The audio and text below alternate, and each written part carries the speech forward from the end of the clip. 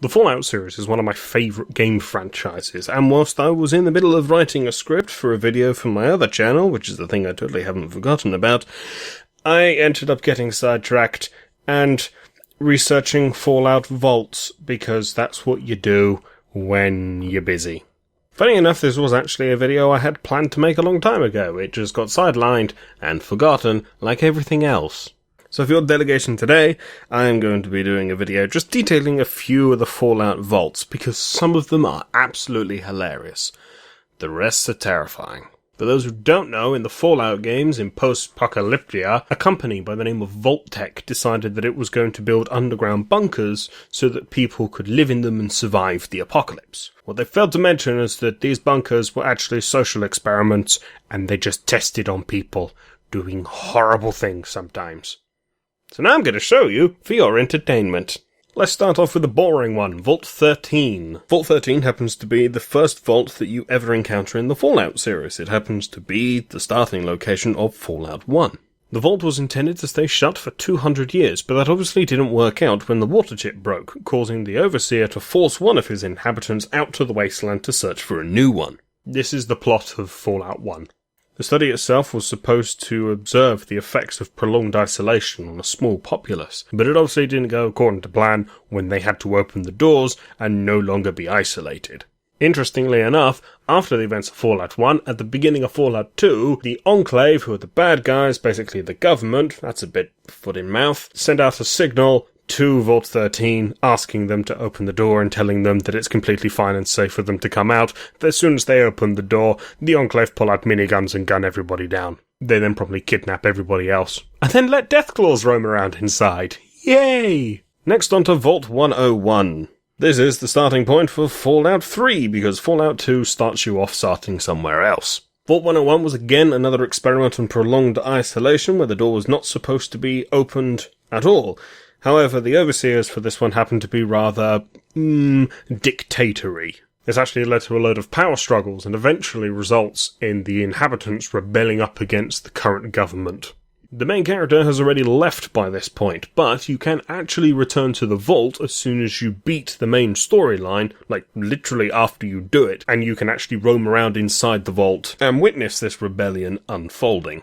Finally, the last of the main starting games, Vault 111, 111, 101, whatever you want to call it. This one was a cryo facility. Picture giant fridges.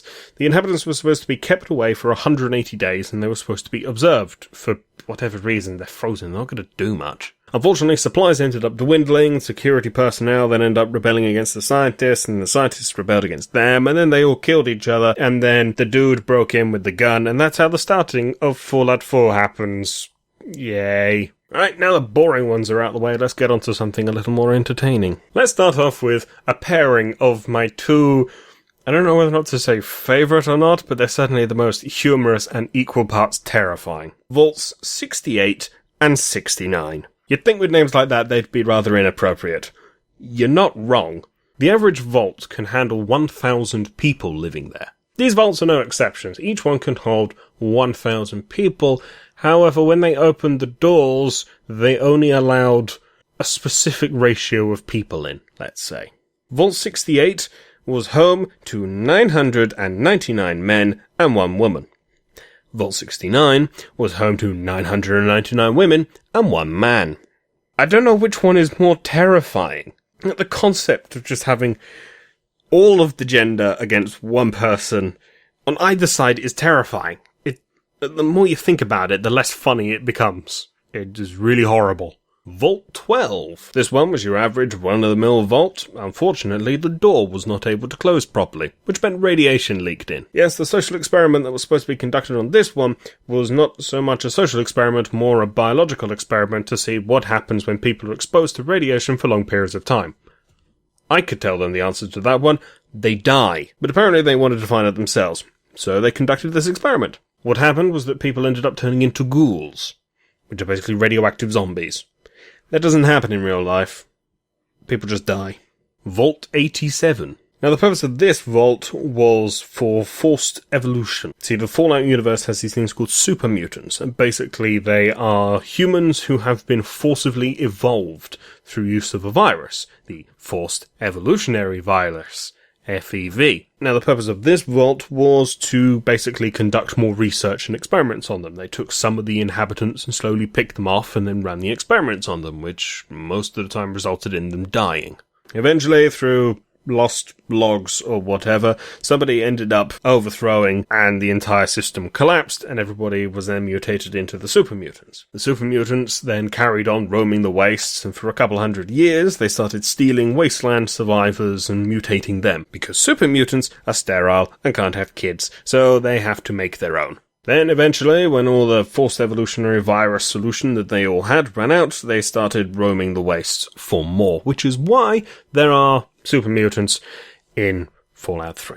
If you played the original Fallout games, you learned that the forced evolutionary virus was only ever deployed over the California area, which is where they take part. DC, which is where Fallout 3 takes place, is a little far away from California. Vault 92. This one is just an amazing interpretation of hell. They rounded up loads of musicians, really talented musicians, and then herded them into the vault. Fine. But they also played a load of white noise, with subliminal messages, hoping to try and make them super soldiers or whatever. It just drove them all crazy. So they ended up killing each other. What were you expecting, Vault Tech? Actual super soldiers? No, you're playing constant droning white noise. They just went insane. You idiots. Vault 8. This one is actually not very funny. This is present in Fallout 2. Basically, the vault was designed to be closed for 10 years and then open. And it did. Vault 8 was essentially a control vault. Nothing was supposed to happen special. It was just supposed to be a vault. And it was. And it functions rather well. In fact, it functions so well that when they open up the doors, they form their own city, called Vault City. They were also fitted with the Garden of Eden Creation Kit, or GEC, and they used it to recolonize the local area, so farms and the like. As a result, it's a very successful vault. Actually, it's the best one on this list. Or any list. Vault 43. Not much is known about this vault. So, what I'm going to do is tell you the inhabitants, and let you work out the rest. 20 men, 10 women, 1 panther. Vault 75. Located underneath a middle school, this vault was designed to take in children and children only. When the bombs fell in 2077, all the parents and teachers and students all ran to the vault, the kids were then separated from the adults, and the adults were then shot. The purpose of this was that they were trying to find ultimate genetic material, so they would cause the children to be subjected to vile torture and horrible experiments to try and find the most intelligent or the strongest or whatever. Essentially, they were trying to breed super soldiers, and when they reached 18 years old, those that were intelligent but not very strong were put on the scientific committee to study and work on all the subjects. If they were intelligent and smart, they were just considered to be the ultimate super soldier, and their genetic material was used. Read into that how much you want. And those of them that were neither strong nor intelligent, or just plain strong, were just shot. Eventually, rebellion, blah blah blah, and all that stuff. Kids rose up, probably with help from the scientists who were former kids, and killed everyone and escaped. Vault 11. This one's just truly horrible, as if any of them aren't. The main purpose of this one was, again, another social experiment, this time to see how well people dealt with one specific order. If you want to continue your existence, sacrifice one person every year. If not, you'll all be killed. That is what the Vault inhabitants were told. It wasn't actually what would have happened. If they hadn't have sacrificed somebody, a loud message would have played out saying, "Congratulations, you are the pinnacle of humanity. Good job being good people." And then the door would open and they could leave. Yeah, it turns out they just kept killing each other. This carried on until there were 5 people left, where one person ended up shooting the other 4, and then presumably walked out. Vault 77. This one's probably the pinnacle of just horrible torture. There's actually a webcomic for this, which is quite interesting. They released it with Fallout 3. But anyway, this vault is horrible, because as soon as the first man walked into the vault, the door swung shut behind him and sealed itself up. That was it. It was him, locked, alone, inside the vault. Now, you can imagine he wasn't feeling particularly happy with being locked alone. He wasn't. After screaming his lungs out, not literally, he eventually gave up, and after searching the vault for a while, he ended up stumbling across a crate full of puppets, and then promptly start giving them names and playing with them and role-playing so that he didn't go completely insane. But that means he was actually insane. And then one of them started talking to him, and then it started killing some of the other puppets, and then they left the vault riding on the giant ant, and then they were attacked by raiders, and then the dude completely flipped and just ripped the raiders apart. It's a gruesome comic. Anyway, that's a vault. Lastly, Vault 108. This one is actually really funny. Terrifying and stupid, but funny. I'll give you the absolute short version. The Overseer ended up dying from cancer within, 40 months, which was bad, obviously. The vault itself was supposed to shut down after 20 years, even though the vault was supposed to be sealed for 38. It had way too many weapons, firearms, armor, everything, all the stuff. But most hilariously, it featured a cloning lab. Now, probably through one way or another, a person named Gary was cloned.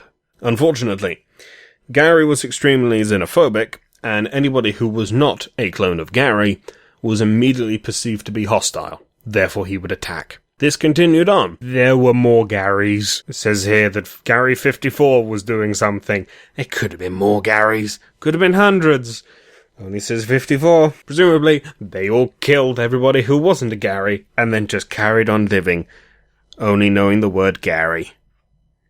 It's just Gary. Gary. Well, that's it from this little video. Nice little sidetrack from the usual gameplays that I do on this channel. I might do something more like this. I do plan at one point to talk about which is my favourite Fallout game. It's Fallout 2, by the way. Best game ever. But I don't know about other videos. I might do something more. Maybe. Well. Bye.